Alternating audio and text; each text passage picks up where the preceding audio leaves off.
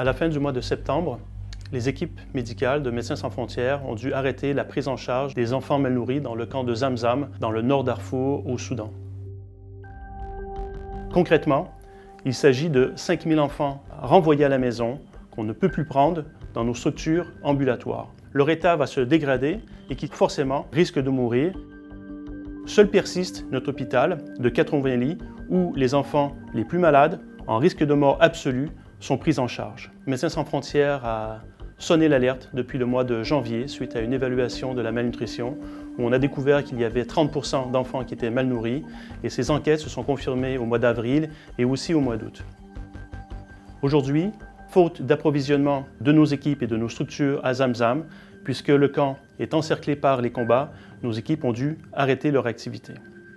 Et donc on a besoin de relancer les actions, d'une chaîne d'approvisionnement massive qui permet d'envoyer des dizaines, voire des centaines de camions remplis d'assistance humanitaire vers le camp de Zamzam. IPC, qui est la référence mondiale en termes d'analyse des situations de crise alimentaire, a déclaré la famine au mois d'août. Depuis, seuls quelques camions sont arrivés à Zamzam.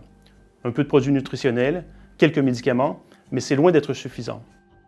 Si on évalue la population aujourd'hui à 450 000 personnes, on aurait besoin, en extrême urgence, d'environ 2000 tonnes, soit 100 camions. On voit que les parties au conflit reconnaissent la gravité de la situation et commencent à laisser les camions arriver. Toutefois, ces quantités sont insuffisantes. Médecins sans frontières appelle les différents acteurs, les États, les alliés des parties au conflit, des forces de soutien rapide, des forces armées soudanaises, des forces conjointes, pour faciliter l'approvisionnement sur ces camps.